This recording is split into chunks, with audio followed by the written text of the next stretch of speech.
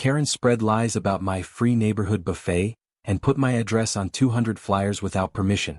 When 150 strangers showed up expecting free food, I served ghost pepper wings hot enough to melt steel.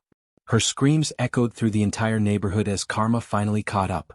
Before watching full story, comment below from where you watching, also like and subscribe for more stories. The trouble started on a Tuesday morning when I was watering my garden. My neighbor Karen walked over with that fake smile she always wore when she wanted something. "Hey there," she called out sweetly. "I heard you're having a big party this weekend with free food for everyone in the neighborhood." I stopped watering and stared at her. "What? No, Karen. I never said anything about a party or free food." But Karen just laughed and waved her hand dismissively. "Oh, don't be modest. Mrs. Johnson already told me all about your generous free buffet. How wonderful of you to bring the community together." My stomach dropped. I had mentioned to Mrs. Johnson that I was thinking about having a small barbecue for a few close friends. Somehow, Karen had twisted this into something completely different. "Karen, listen carefully," I said firmly. "I'm not having a free buffet for the neighborhood. There's no big party planned." She winked at me like we were sharing a secret. "I understand you want to keep it quiet until the last minute. Don't worry, I'll help spread the word." Before I could stop her, Karen hurried away, already pulling out her phone. I watched in horror as she started making calls right there on the sidewalk. By Thursday, my phone was ringing constantly. Neighbors I barely knew were calling to thank me for the generous invitation. The local Facebook group was buzzing with excitement about my community feast. Even the mailman asked if he could bring his family. I tried posting corrections on social media, but Karen was faster. She commented on every post saying things like, "Don't be shy. We all know about your big heart, and can't wait to try your famous ribs." The situation spiraled out of control when Karen printed flyers and put them in everyone's mailbox. The bright yellow papers announced free neighborhood buffet at 123 Maple Street Saturday 2 p.m., all welcome. That was my address. Friday night, I sat in my kitchen staring at the chaos Karen had created. Over 200 people expected free food at my house tomorrow. I had groceries for maybe 6 people.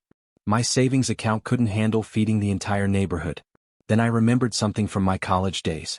My roommate used to make wings so spicy that people would cry just from the smell. He called them ghost pepper wings of doom. A wicked idea formed in my mind. Saturday morning, I drove to every grocery store in town. I bought 500 chicken wings, 20 bottles of ghost pepper sauce, 15 bottles of Carolina Reaper hot sauce, and every spicy ingredient I could find. I also bought a small camera to set up in my backyard. I spent the morning preparing the spiciest wings humanly possible. I wore gloves and a mask because the fumes alone made my eyes water. The sauce was so hot it could probably melt steel. But I'm not completely evil. I also prepared a small tray of normal wings and clearly labeled them, mild for kids and sensitive stomachs. I put up signs everywhere warning people about the spicy food. At 1:30 p.m., Karen arrived early with a huge smile and an empty stomach. "I'm so excited," she squealed. "I've been telling everyone about your amazing cooking skills." "Karen," I said calmly, "I need to ask you something. Why did you tell everyone I was having a free buffet when I specifically told you I wasn't?" She laughed and patted my shoulder. "Oh, honey, I knew you were just being humble. Besides, it's good for the community. You'll make so many new friends." But I never agreed to this. "You put my address on flyers without asking." Karen shrugged. "Sometimes we need a little push to do the right thing. Now where's the food? People will start arriving soon." At exactly 2 p.m., the flood began. Families with children, elderly couples, teenagers, college students, they all showed up expecting free food. My small backyard filled with over 150 people. I stood on my deck with a microphone I had borrowed from my friend. "Welcome everyone," I announced. "Before we begin, I want to be very clear about something. I never organized this event. My neighbor Karen took it upon herself to invite all of you without my knowledge or permission." The crowd murmured in confusion. Karen's face turned red, but she forced a laugh. "He's just being modest," she called out loudly. "Let's eat," I continued. "However, since you're all here, I did prepare food. But I need to warn you, everything except the clearly marked mild wings is extremely spicy. I'm talking ghost pepper level spiciness. Please read all the warning signs before eating anything." Most people nodded and seemed understanding. A few families with small children headed straight for the mild wings. But Karen and her group of friends rushed toward the main spicy wing station. "Don't listen to him," Karen announced to anyone who would hear. He's just trying to make the food seem more exciting than it is. She grabbed the biggest, most sauce-covered wing she could find and took a huge bite. For about 3 seconds nothing happened. Karen chewed smugly, smiling at the crowd. Then her face changed. First, her eyes widened. Then they started watering. Her face turned bright red, then purple. She began making strange choking sounds. "Water," she gasped, but the words came out as barely a whisper. Her friends, thinking she was just being dramatic, also bit into the wings. Within seconds all 5 of them were running around my backyard like they were on fire, grabbing at their throats and fanning their mouths. Karen found my garden hose and stuck her entire head under it, but spicy oil and water don't mix. The cold water just spread the pepper oil around her mouth, making it worse. Meanwhile, the other guests who had actually read my warning signs were enjoying the mild wings and laughing at the entertainment. Some were recording videos on their phones.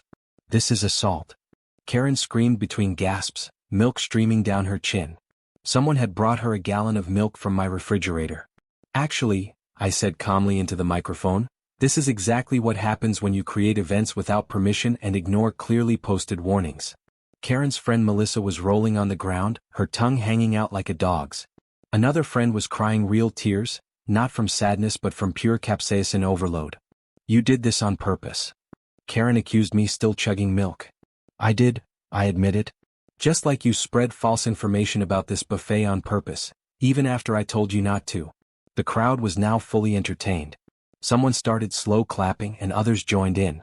A few people were taking selfies with Karen's group suffering in the background. "I'm calling the police," Karen threatened. "Good idea," I replied. "They'll be very interested to hear how you used my address on flyers without permission and organized an event at my home without consent." Karen's threats got quieter as she realized her legal position wasn't as strong as she thought. The spicy torture lasted about 20 minutes. During that time, the rest of the neighborhood got to see exactly what kind of person Karen really was. They watched her blame everyone else for her pain, demand special treatment, and threaten lawsuits over consequences she brought on herself. Some of the guests actually thanked me for the entertainment. A few asked if I'd consider hosting a real barbecue sometime, with proper planning and their own money, of course. "Best neighborhood drama I've seen in years," laughed Mr. Peterson from 2 streets over. Karen finally got what she deserved. As people started leaving, Karen made one final attempt at revenge. "Nobody will ever trust you again," she declared, still hiccuping from the spice. "Really?" I asked. "Because it looks like nobody trusts you anymore. You lied to the entire neighborhood, used my property without permission, and ignored multiple warnings because you thought you knew better." Karen looked around at the crowd. The expressions on people's faces told the whole story. They weren't angry at me for the spicy wings, they were angry at her for the deception. Mrs. Johnson, the sweet elderly lady who had innocently started this mess, walked up to me. "I'm so sorry, dear," she said softly. "I never meant for Karen to twist our conversation like that. I just mentioned you were thinking about a small barbecue for friends." "It's not your fault, Mrs. Johnson," I assured her. "Karen has a talent for creating problems where none existed." As the crowd dispersed, several neighbors stopped to apologize for the misunderstanding and to ask about organizing a real community event in the future, with proper planning, shared costs, and everyone's consent. Karen slunk home, defeated and still tasting ghost peppers. Her reputation in the neighborhood was ruined, and she knew it. The video of Karen's spicy wing meltdown went viral on the neighborhood Facebook group. People shared it with laughing emojis and comments about karma. 4 weeks afterward, whenever Karen tried to start drama or spread gossip, people would just comment, "Remember the ghost pepper wings?" I learned something important that day. Sometimes the best revenge isn't getting even, it's letting someone's own bad behavior teach them a lesson they'll never forget. Karen wanted to create chaos and make me look bad, but instead she exposed her own character to the entire neighborhood. Now, whenever someone tries to volunteer me for something without asking, I just smile and say, "Would you like some wings?" The reputation of my ghost pepper recipe has become legendary, and Karen hasn't spoken to me since. Sometimes the spiciest revenge is the sweetest.